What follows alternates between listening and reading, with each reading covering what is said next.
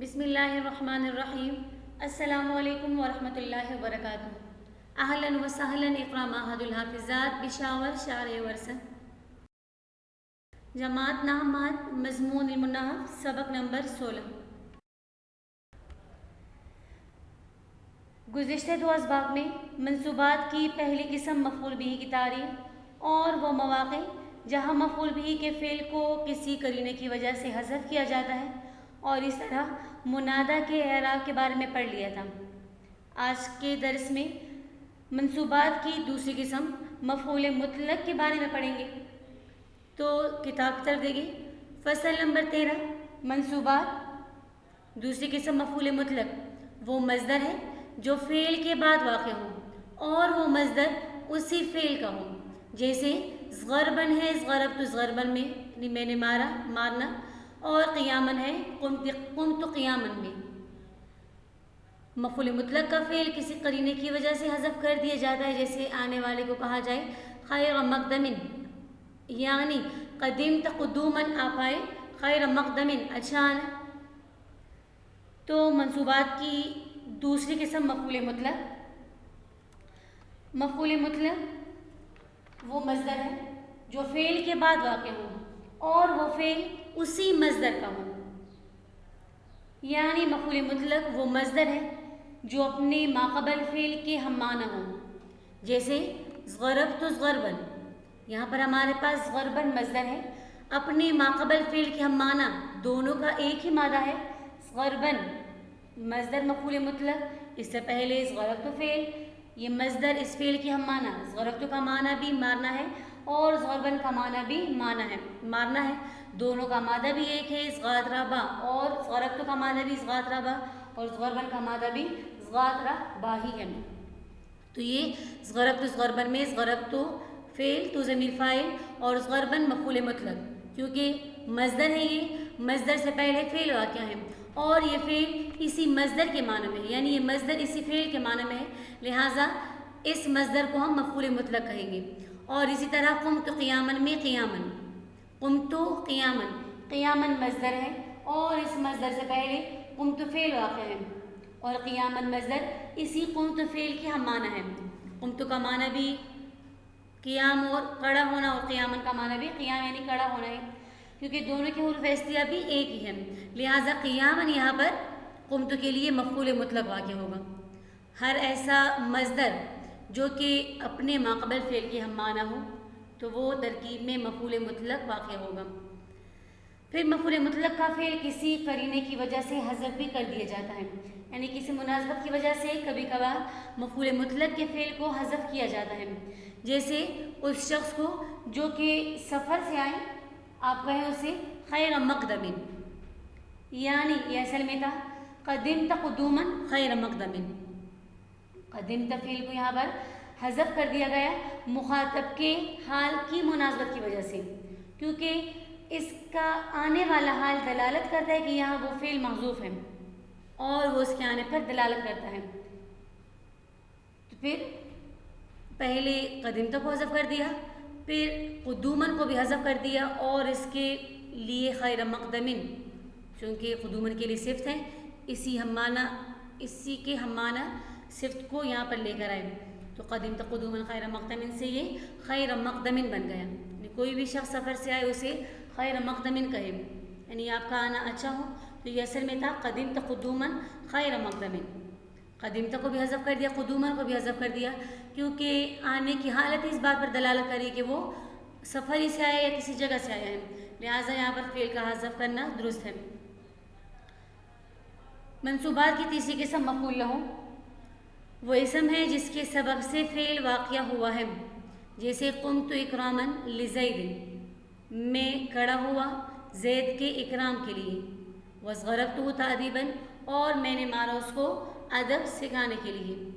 ترکیب ضربت فعل تو ضمیر اس کا فاعل، ہو ضمیر مفعول بہ، تأدیباً مفعول لہ، ضربت فعل ابن فاعل اور دونوں مفعولوں سے مل کر جملہ فعلیہ خبریہ ہوا۔ تو مفعول لہ وہ اسم جس کی سبب سے فعل واقع ہو، یعنی مفعول لہ اس چیز کا نام ہے کہ جسے حاصل کرنے کے لیے وہ فعل واقع ہوا ہو جو اس سے پہلے مذکور ہو. جیسے ضربتہ تأدیباً، اس میں تأدیباً ہمارے پاس مفعول لہو ہے کہ اس تأدیباً یعنی ادب سکھانے کے لیے اس سے ماقبل ضربت فعل یعنی ضرب فعل اس سے پہلے واقع ہوا، کیونکہ میں نے اس کو مارا کس وجہ سے تأدیباً ادب سکھانے کے لیے، تو یہ تأدیباً ہمارے پاس مفعول لہو ہوا کیونکہ اسی تأدیباً کے لیے اس ضربت فعل واقع ہوا. اسی طرح قمت اکراما لزید، میں کھڑا ہوا اکرام کے لیے، یعنی یہاں پر اکرامن یعنی اکرام کے لیے قمت فعل واقع ہوا. اکرامن قیام کے لیے وجہ بنی کہ اس کا کھڑا ہونا زید کے اکرام کے لیے تھا، تو قمت فعل فاعل اکرامن مفعول ہو اور لزید جار مجرور اس کے متعلق، فعل فاعل متعلق اور مفعول سے مل کر جملہ فعلیہ خبریہ ہوا. منصوبات کی چوتھی قسم مفعول معہ ہو، وہ اسم جو واو کے بعد واقع ہو اور وہ واو معہ کے معنی میں ہو. جیسے جاء زید والکتاب، آیا زید مع کتاب کے یعنی کتاب کے ساتھ، جئت وزید آیا میں زید کے ساتھ. ترکیب جاء فعل زید فاعل واو حرف بمعنی مع اور الکتاب مفعول معہ ہو. جاء فعل اپنے فاعل ہو مفعول سے مل کر جملہ فعلیہ خبریہ ہوا. تو مفعول معہ ہو وہ اسم جو واو بمعنی مع کے بعد ذکر ہو. جیسے جاء زید والکتاب، آیا زید اور کتاب یعنی زید کتاب سمیت آیا، تو یہاں پر واو ذکر ہے، واو کے بعد اسم اور یہ واو مع کے معنی میں.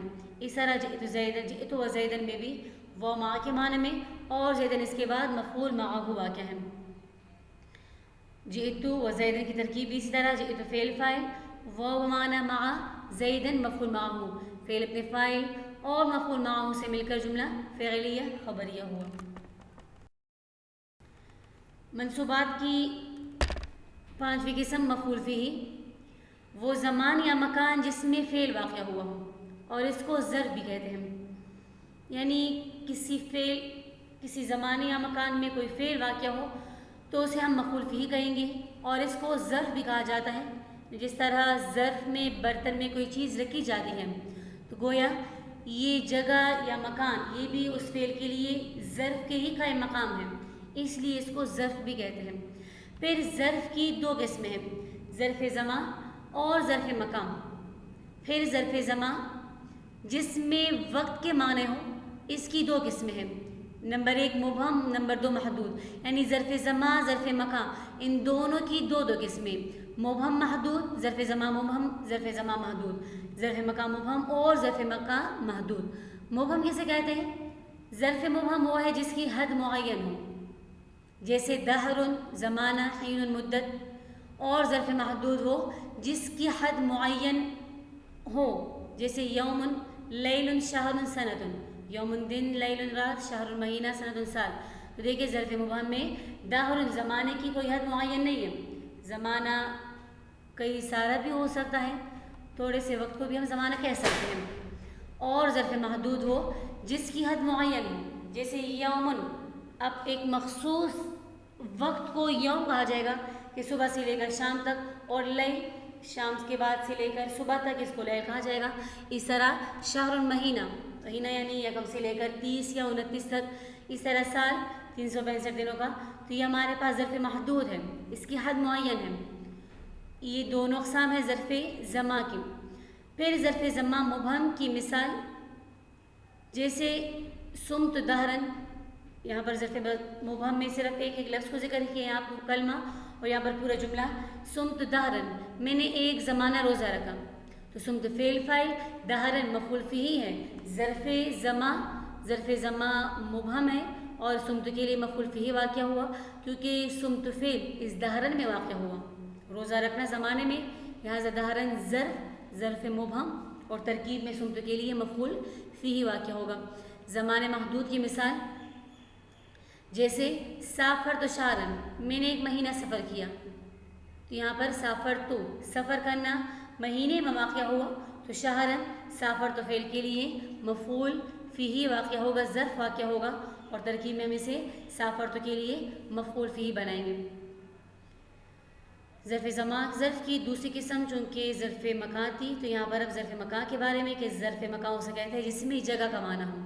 ظرف زماں اسے جس میں وقت کا معنی اور ظرف مکان جس میں جگہ کا معنی پایا جائے.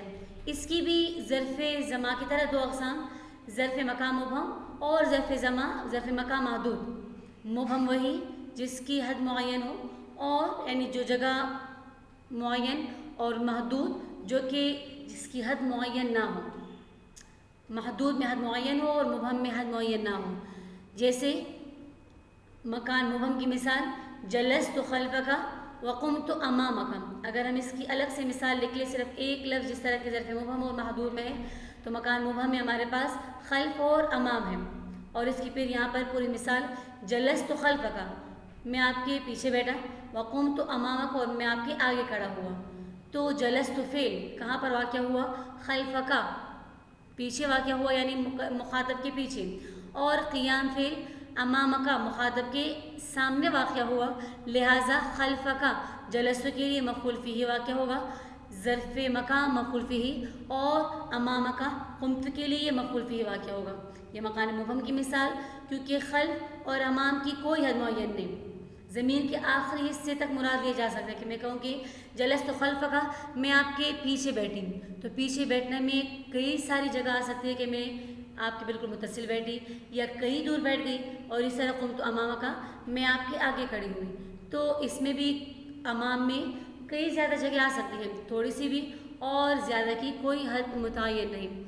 اور اس طرح جلست فی الدار وصلیت فی المسجد مکان محدود کی مثال ہے جس کی کوئی حد معین ہو. جیسے دار اور مسجد یہ ہمارے پاس ظرف مکان محدود کی مثال. پھر جملے میں جلست فی الدار، میں گھر میں بیٹھا اور میں نے مسجد میں نماز پڑھی. اب یہاں پر بیٹھنا گھر میں واقع ہوا، اور گھر کسی مخصوص جگہ کو کہا جاتا ہے کہ اس حد سے لے کر اس حد تک گھر ہے. اور اس طرح مسجد بھی مخصوص جگہ میں بنی ہوئی جگہ کو کہا جائے گا. تو میں بیٹھی گھر میں، میں بیٹھا گھر میں، تو یہاں پر دار جلست کے لیے ظرف، کیونکہ جلست فعل دار میں واقع ہوا، لہٰذا یہ ترکیب میں جلست کے لیے مفعول فیہ واقع ہوگا. اسی طرح نماز پڑھنا مسجد میں واقع ہوا تو مسجد صلیت کے لیے ظرف مکان ہے، اور ترکیب میں ہم اس کو صلیت کے لیے مفعول فیہ. لیکن فائدے کی طرف دیکھیں، فائدہ ظرف مکان مبہم میں فی مقدر ہوتا ہے اور ظرف مکان محدود میں فی مذکور ہوتا ہے. دیکھیں ظرف مکان محدود میں فی موجود نہیں، جلست خلفک، تو ہم ترکیب میں مفعول فیہ سے بنائیں گے. قمت امامک میں بھی امامک کو مفعول فیہ، یہاں پر فی موجود نہیں، فی تقدیراً موجود ہے، پوشیدہ ہے. جبکہ ظرف مکانی محدود میں فی مذکور ہوتا ہے، جیسے جلست فی الدار وصلیت فی المسجد. اور جہاں پر پھر فی آ جائے مذکور تو ہم اسے ترکیب میں مفعول فیہ کے بجائے متعلق بنائیں گے ما قبل فعل کی. پھر شاعر نے ان پانچوں مفعولوں کو ایک شعر میں اچھا ادا کیا ہے. حمدت حمدن، میں نے تعریف بیان کی، حمد کے ساتھ حامد کی حمد کے ساتھ تعریف بیان کی، رعایت شکری، اس کے شکر کا لحاظ کرتے ہوئے، دہرن مدیرن، ایک دراز زمانے تک، ایک زمانے دراز تک. تو دیکھیں یہاں پر پانچوں مفاعیل کو ذکر کیا. حمدتو فعل فاعل، حمدن چونکہ حمدتو فعل کے ہی معنی میں ہے تو یہ حمدن ہمارے پاس مفعول مطلق. حامدن و حمیدن، حامدن حمدتو کے لیے مفعول، حامدن حمدتو فعل کے لیے مفعول بھی، واو بمعنی مع، حمیدن مفعول معہ، رعایت شکری، رعایت مضاف، شکری ہی مضاف مضاف الیہ سے مل کر رعایت کے لیے مضاف الیہ. پھر یہ دونوں مل کر حمدتو کے لیے مفعول لہ، کیونکہ حمدتو فعل اس کے شکر کا لحاظ کرنے کے لیے ہوا. دہرن مدیدن، دہرن موصوف، مدیدن سے موصوف صرف مل کر، کیونکہ یہ زمانہ اس میں موجود ہے اور جہاں پر زمانے کا ذکر ہو تو وہ ترکیب میں مفعول فیہ واقع ہوتا ہے. دہرن مدیدن حمدتو فعل کے لیے مفعول فیہ، حمدتو فعل اپنے فاعل اور پانچوں مفاعیل سے مل کر جملہ فعلیہ خبریہ ہوا. یہ تھا آج کا سبق. امید ہے آپ لوگوں کو سبق کی سمجھ آ گئی ہوگی. سبق اچھی طرح سے یاد کر لیں اور تمام طرح کی اپنی خراسات میں لکھ لیں. جزاکم اللہ خیرا کثیرا. السلام علیکم ورحمۃ اللہ وبرکاتہ.